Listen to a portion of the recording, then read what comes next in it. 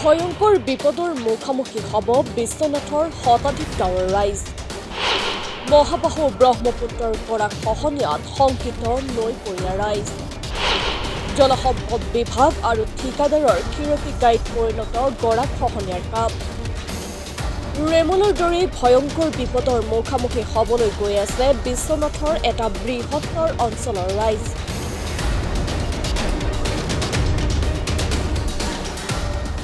বিশ্বনাথত এই পৰ্যন্ত ৰেমলৰ ব্যাপক প্ৰভাৱ পৰা নাই যদিও ৰেমলৰ দৰে এক ভয়ংকৰ বিপদৰ আগজাননীয়ে নিৰ্ধাৰণ কৰি তুলিছে বিশ্বনাথৰ প্ৰায় 100খন গাঁৱৰ ৰাইজৰ। একমাত্ৰ জলসম্পদ বিভাগ আৰু ঠিকাদাৰৰ চৰম হেমাহি আৰু দুৰ্নীতিৰ বাবে এতিয়া হাজাৰ হাজাৰ পৰিয়ালৰ জীৱনলৈ চৰম ভাবুকি কঢ়িয়াই অনাৰ অভিযোগ।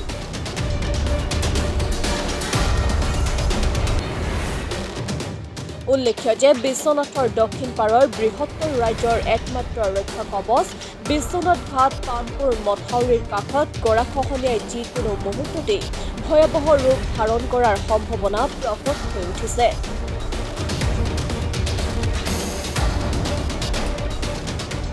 স্বাধীনতাৰ পিছৰ পৰাই বিশ্বনাথৰ দক্ষিণ অঞ্চলৰ প্ৰায় শতাধিক গাঁৱৰ ৰাইজে বিভিন্ন সময়ত মহাবাহু ব্ৰহ্মপুত্ৰৰ বাহনী পানীৰ বাবে নিজৰ ঘৰ দুৱাৰ মাটি বাৰী হেৰুৱাই অহাৰ লগতে বহু লোক মৃত্যুৰ মুখতো পৰিবলগীয়া হৈছে।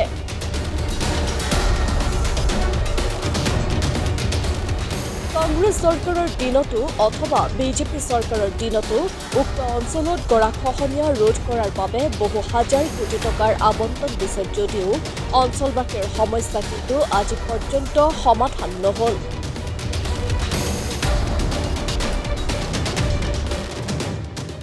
শেহতীয়াকৈ ৰাজ্য চৰকাৰে উক্ত অঞ্চলবাসীৰ ৰাইজৰ নিৰাপত্তা সুনিশ্চিত কৰাৰ বাবে সঠিক সময়তে গৰাখহনীয়াৰ বাবে জিঅ' মেগাবেগৰ কাম কৰাৰ বাবে 25 কোটি টকাৰ আবণ্টন দিছিল।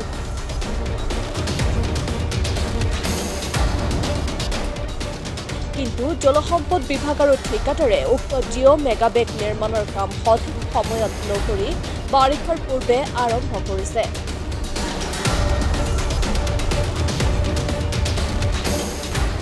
এফালে নিৰ্মাণ কাৰ্য চলি আছে আৰু আনফালে মহাবাহু ব্ৰহ্মপুত্ৰই এফালৰ পৰা সেই নিৰ্মাণ কাম ধ্বংস কৰি গৈছে।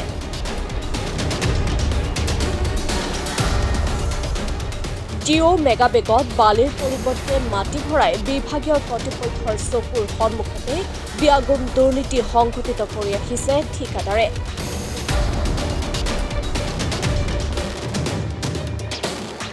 স্থানীয় লোকৰ অভিযোগ দৰাচলতে উক্ত নিৰ্মাণৰ কাম খৰালিত কৰিলে সেই কাম কিমান নিকাভাৱে কৰিছে ৰাইজে দেখা পাব।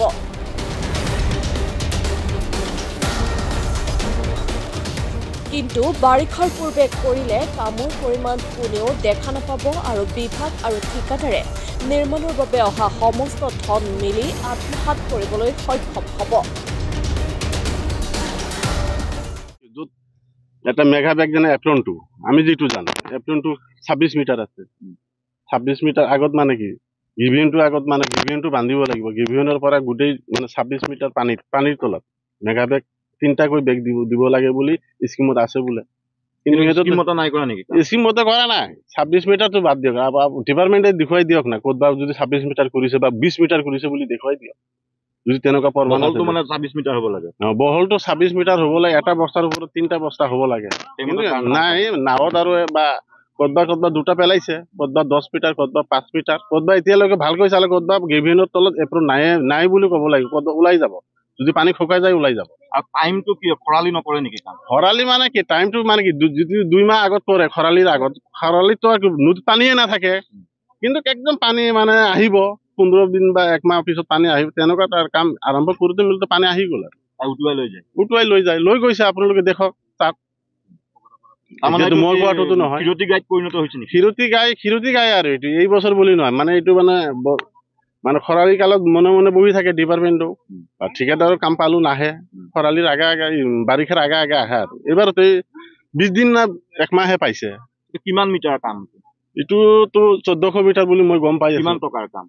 25 কোটি টাকা 25 কোটি টকা 25 কোটি এই বাৰিষাৰ আগে আগে এইটো কাম কৰিছে তাৰমানে বাৰিষাৰ আগে আগে কোনে কৰিছে এইটো কোন কোম্পানী হয় কোম্পানীটো নহয় ঠিক আছে এটা তেজপুৰৰ আৰমান বুলি আছে আৰু এটা গুৱাহাটী কিবা বৈশ্য বুলি গোটেই নামটো মই নাজানো বৈশ্য বুলি আছে বোলে জলসম্পদ বিভাগৰ লোক ইয়াত আহিছে নে নাই আহিছে ডিপাৰ্টমেণ্টৰ মানুহ আছে SDO আহে ইঞ্জিনিয়াৰ আহে খুজিলেও কয় যে বোলে না কাম এইটো 2 বছৰীয়া স্কিম এতিয়ালৈকে ৱাৰ্ডাৰে হোৱা নাই আমি যেনে তেনে মানে ঠিকাদাৰে কৰাই আছো অহা বছৰো কৰিম আমিতো ৰাইজেতো আকৌ বেছিকৈ ক'লে ৰাইজেতো ইমানখিনি বুজিও নাপায় জিঅ' মেগা বেগ বিলাক যোনবিলাক বস্তা সেইবিলাকত মাটি ভৰাব লাগে নে বালি ভৰাব লাগে বালি ভৰাব লাগে বুলি ডিপাৰ্টমেণ্টে কোৱা মানুহ বা আমি এবাৰ বা ইঞ্জিনিয়াৰকো সুধিছো বালিয়ে ভৰাব লাগে কিন্তু আজি আপোনালোকে চাওক কমপ্লিট মাটি ভৰাই আছে মেগা বেগত কমপ্লিট দুৰ্নীতি হৈছে দুৰ্নীতি মানে কমপ্লিট ইয়াত আৰু দুৰ্নীতি সন্দেহ নাই আৰু দুৰ্নীতিয়ে দেখা গৈছে দুৰ্নীতি নহ'লে আৰু বাৰিষা কালত এতিয়া মানে কি এই 200 মিটাৰ কাম এতিয়া মানে এই 200 মিটাৰ কাম বোলে নকৰে সিহঁতে অহা বছৰ কৰিব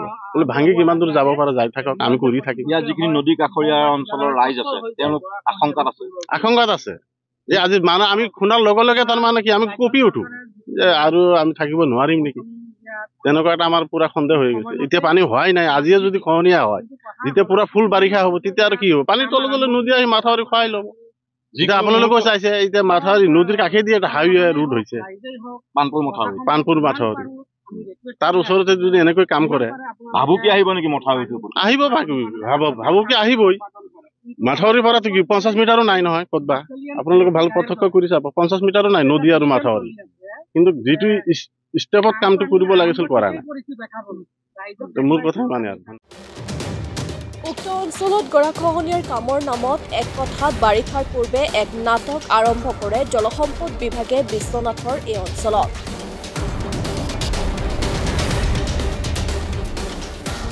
গৰাখহনীয়া ৰোধ কৰাৰ নামত ব্যাপক দুৰ্নীতি সংঘটিত কৰি কেইবাখনো গাঁৱৰ ৰাইজক মৃত্যুৰ মুখলৈ ঠেলি দি আহিছে বিভাগীয় কৰ্তৃপক্ষ আৰু ঠিকাদাৰে প্ৰতি বছৰে কেইবা কোটি টকা গোটাই গিলি অহাৰ অভিযোগ উক্ত নিৰ্মাণৰ নামত বিভাগ আৰু ঠিকাদাৰে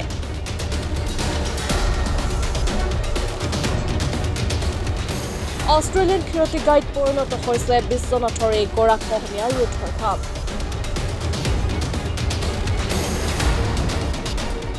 সেয়েহে উক্ত অঞ্চলৰ ৰাইজে জলসম্পদ বিভাগৰ মন্ত্ৰীৰ প্ৰত্যক্ষ হস্তক্ষেপ দাবী কৰাৰ লগতে বিভাগীয় কৰ্তৃপক্ষ আৰু ঠিকাদাৰৰ বিৰুদ্ধে ব্যৱস্থা গ্ৰহণৰ দাবী তুলিছে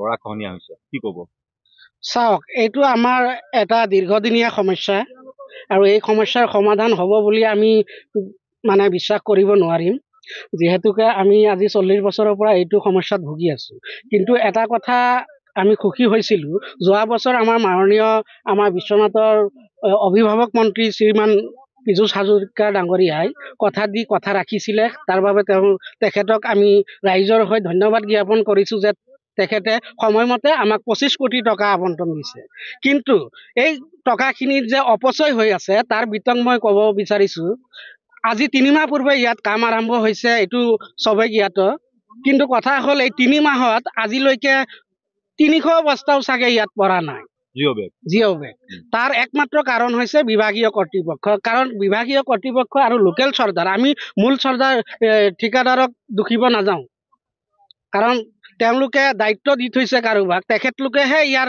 সমস্যাখিনি তেওঁলোকক অৱগত কৰিব লাগিব আমি যথাসম্ভৱ আমাৰ SDO মহোদয়ক অৱগত কৰিছিলো তেখেতে পূৰ্বৰ দৰে মই যোৱাবাৰো আমাৰ উপায়ুক্ত মহোদয়ৰ সন্মুখত মই চ্যালেঞ্জ কৰিছিলো যে মই নিজে পানীত নামিম যদি এজ পাৰ এষ্টিমেট কাম হৈছে মোক আইনীভাৱে মোৰ ওপৰত ব্যৱস্থা গ্ৰহণ কৰিব কাম হোৱা নাই নেকি 10% নহয় এইটো চ্যালেঞ্জ কৰিছো নহলে মই আজিৰ তাৰিখতো বিভাগীয় কৰ্তৃপক্ষই চৰকাৰীভাৱে আইনীভাৱে মোৰ ওপৰত ব্যৱস্থা গ্ৰহণ কৰক চ্যালেঞ্জ গ্ৰহণ যদি তেওঁলোকে কৰে মই ইয়াতে আছো খৰালি কাম নকৰি পেলাই বাৰিষা কিয় কৰে সেইটোৱে 1 নম্বৰ পইণ্ট খৰালিত কৰিলে আপুনি কামখন দেখি পাব যে ইয়াত 300 বস্তা পৰিছে নে 100 বস্তা পৰিছে আৰু বাৰিষাত কৰিলে আজি আপুনি নিশ্চয় গম নাপাব পানীৰ তলত 10,000 বস্তা আছে নে 1000 বস্তা আছে সেইটো এটা মেইন পইণ্ট তেওঁলোকৰ আৰু এটা সমস্যা ইয়াত আছে 25 কোটি টকা যেনেকে চৰকাৰে আবণ্টন দিছে কিন্তু 25 কোটি টকাৰ যে ইয়াত 5 কোটি টকাও খৰচ নহব বিলাকত বালি ভৰোৱা নাই, মাটি ভৰাই বালিটো আপোনাৰ নাই বুলি ক'ব পাৰি। আৰু মাটি যে ভৰাইছে, মাটিৰ এটা ৱেট নিৰ্ধাৰিত আছে। এইটো এষ্টিমেট মতে আমি জনা মতে 1 কুইণ্টেল 25 কেজি মান হ'ব লাগে, কিন্তু ইয়াত 70 কেজি 65 কেজি মাটি ভৰোৱা হয়। আৰু আমি ইয়াত যদি দাবী উত্থাপন কৰোঁ, ওলোটা আমি পইচাৰ কাৰণেহে ইয়াত মুখ মেলো বুলি এই আমাৰ লোকেল চৰ্দাৰবিলাকে আমাক দুখ জাপি দিয়ে। এই গৰাখহনীয়াৰ ফলত 90 দশকৰ পৰা এতিয়ালৈকে প্ৰায় 100খনমান গাঁও ইয়াত ডুব গৈছে। 100খন গাঁও নিশ্চয় গৈছে। আমি সংগঠনৰ ফালৰ পৰা আমি আমাৰ চাৰ্কুল অফিচত RTI কৰিছিলোঁ। RTI তথ্য আমাৰ ওচৰত আছে, কিমান বিঘা ম্যাদী মাটি গৈছে, কিমান বিঘা একচনা তজি বেদখলি গৈছে, সকলো তথ্য আমাৰ ওচৰত আছে। আৰু চৰকাৰী বেচৰকাৰী অনুষ্ঠান যিখিনি গৈছে তাৰমানে হিচাপ কৰিব লগা মানে আমাৰ বয়স নাই। চতিয়াৰ পৰা প্ৰণম হাজৰিকাৰ ৰিপৰ্ট, মাই নিউজ এনি।